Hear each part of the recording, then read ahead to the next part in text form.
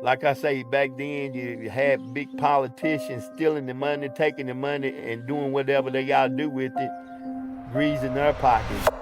This video is not about one town failing. It's about what happens when an industry that built everything disappears, and no system is prepared to replace it. In the next few minutes, you'll see how McDowell County, West Virginia, went from one of the most productive coal regions in America to one of the most fragile.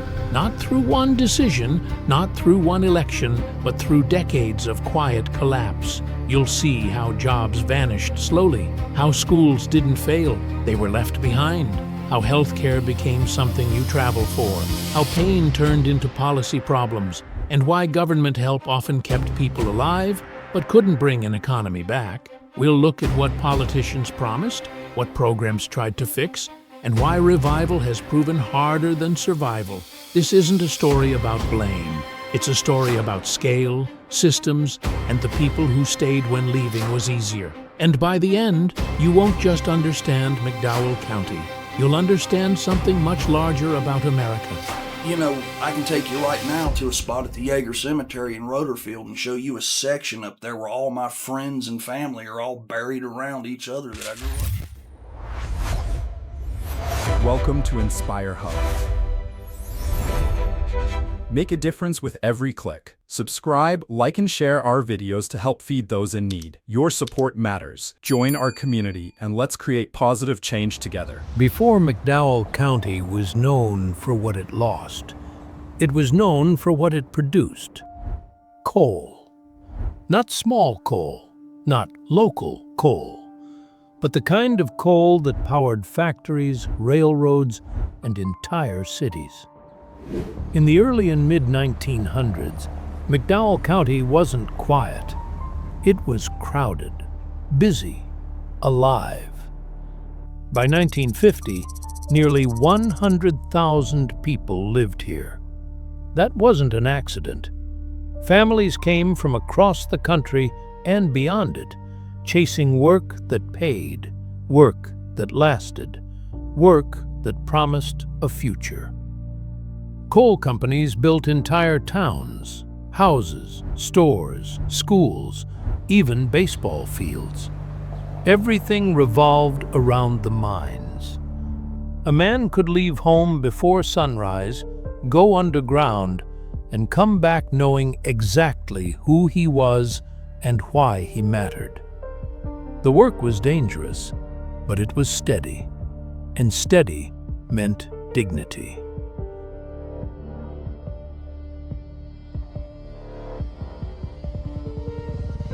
Downtown Welch was packed. Main streets stayed busy. Schools overflowed with kids who expected to grow up and stay close. This wasn't wealth the way Wall Street understands it, but it was something just as powerful: stability. Coal didn't just provide jobs here, it organized life. Paydays shaped weeks. Shift changes shaped towns. Generations planned their futures around the same mountains. McDowell County didn't feel temporary. It felt permanent. And that belief that this would last is what made what came next so devastating.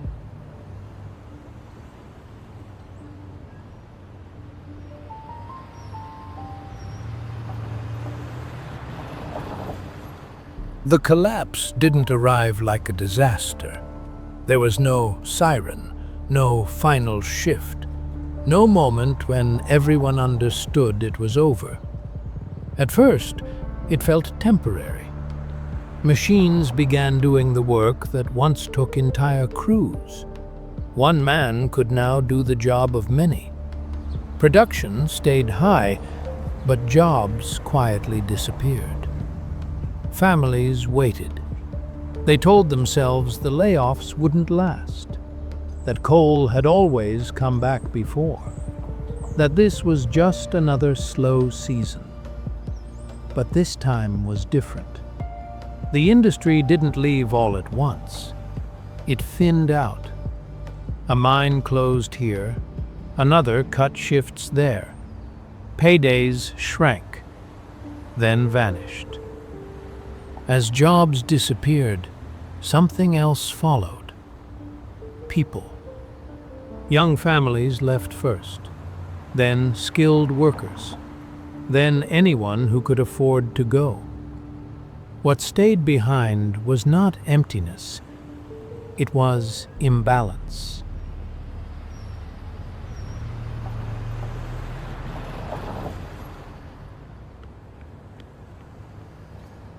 Schools had fewer students, but the same aging buildings. Towns had roads and pipes built for tens of thousands, now serving only a fraction of that. The system was still sized for a population that no longer existed. Coal had organized life here, so when it weakened, everything connected to it weakened too. Local businesses closed, tax revenue fell. Public services stretched thinner every year. And still, many stayed. Not because they didn't see what was happening, but because leaving costs money. And because home is not something people abandon easily. McDowell County wasn't ignored overnight. It was slowly outpaced by markets, by technology, by decisions made far from these mountains. And long before the headlines arrived, the collapse had already settled in. What makes you interesting? Because you might not come back here. He's a jack of all trades. Are you born and raised here? Yeah. What was different about the 80s and now, here in Jolo? I'm telling you what, the best years of my life was the 90s. Because I got more, you know, no bit. You asked. You asked. I want to know the truth. You asked. Wasn't no drugs back in the 80s No. like they are now. I know. You Fentanyl smoke killing pot. everybody. That little thing you got right there. Yeah, no. You don't want to point that at people. I know, No, listen to them. yeah. And if one of these dopeheads sees you with it, they probably ain't seen one, so they go take it away from you, see if they can sell it and make money. Yeah, a lot of them, those People are just, they're just My dying? ex-wife, married to her for 21 years. I've got a 13-year-old baby. She got on dope before my baby was born. Wow. I didn't know she was pregnant. You work in the coal mines? Nope, I work in a junkyard. Your hands are all black, so I figured. That's grease. I've run it for 26 years. Wow. Anytime you want to get rid of that ride, bring it to me. That's a rental car. I ain't get rid of it. want it. I'll be charged a lot of money if I They'll get paid for it because it's got insurance on it. I guess. Somebody stole it from you. So, oh yeah, I have a question. What's the best and worst part about living here in Jolo?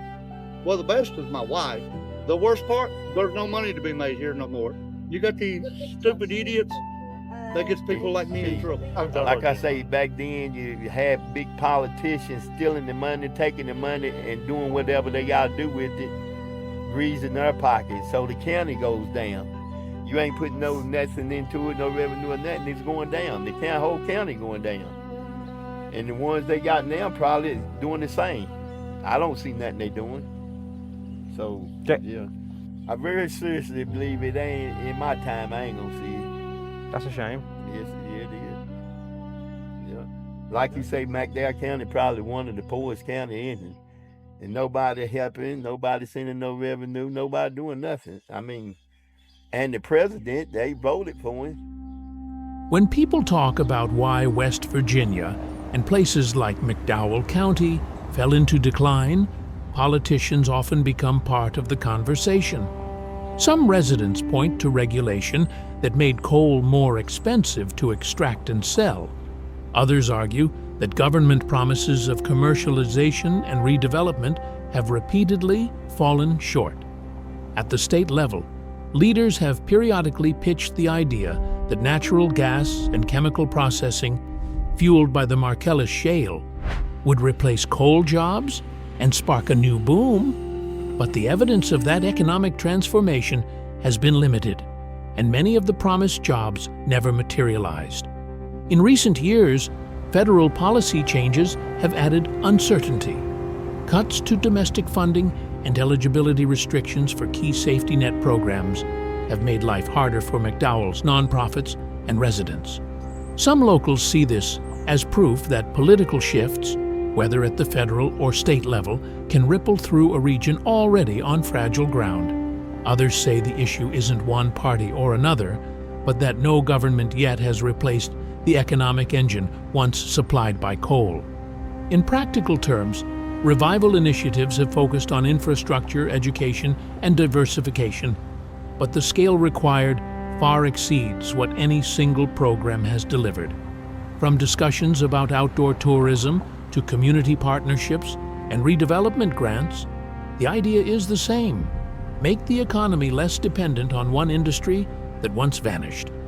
Politicians are part of the story, but not the whole story. The decline wasn't caused by a single vote, nor will revival be brought by one.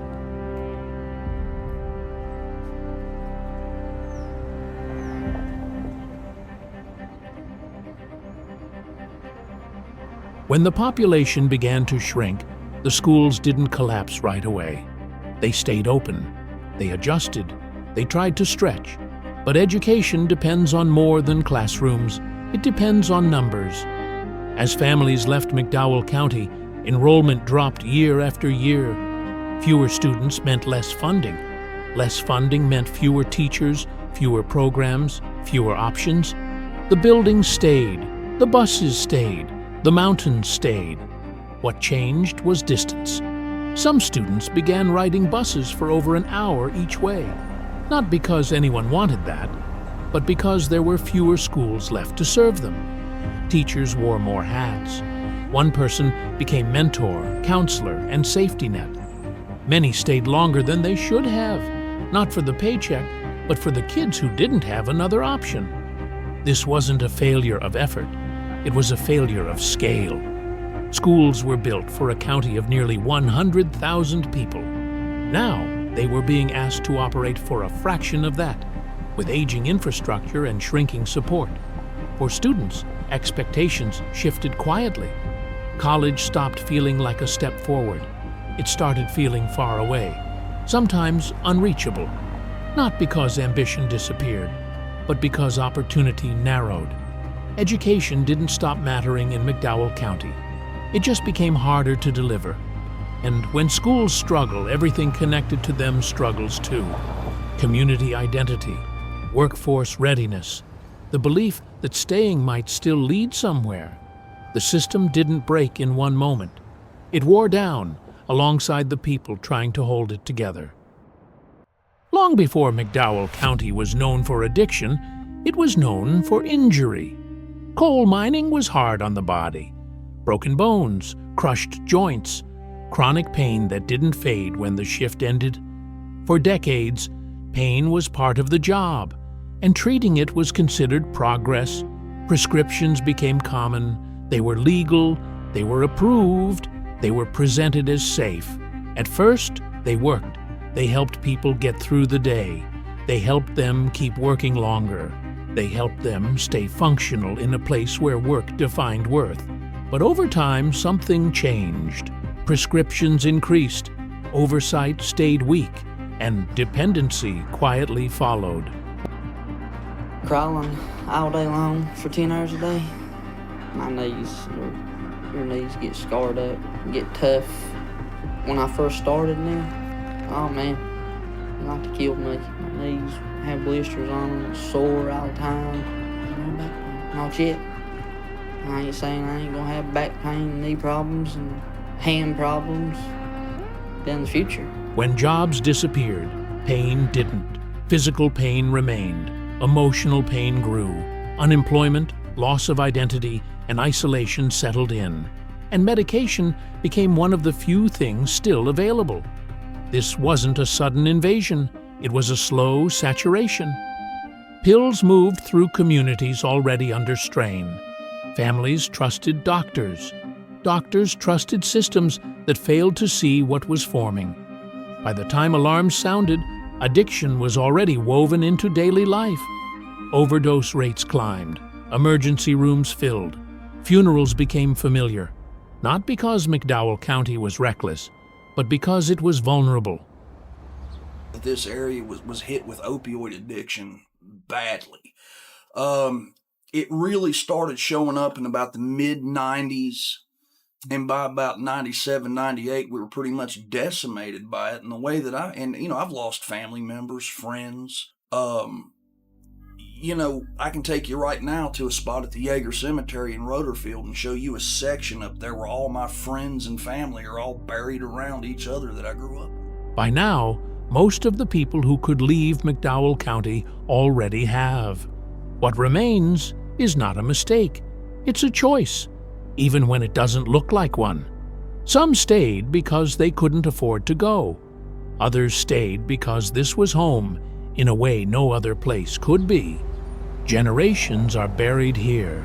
Memories are anchored here. Leaving would mean losing more than distance. The people who stayed learned how to live smaller. They fixed what they could themselves. They shared rides. They watched each other's kids. They adapted in ways no policy ever captured. Teachers stayed after programs disappeared. Parents stayed after opportunities narrowed.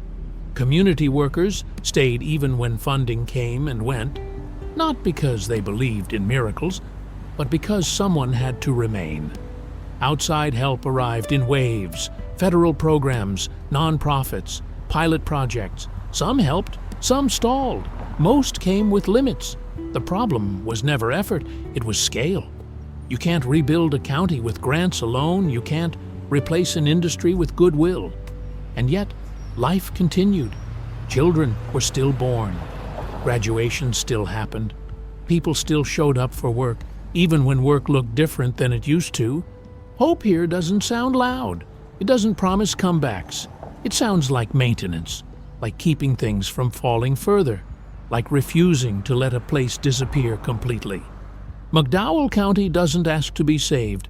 It asks to be understood, because what happened here was not unique. It was American. This story isn't unique to one county. It's repeating, quietly, in places across the country where economies are built on one promise and left with none. McDowell County doesn't ask for sympathy. It doesn't ask for saving. It asks a harder question. What responsibility remains after the work is done? And what happens when America no longer needs the places that once made it possible?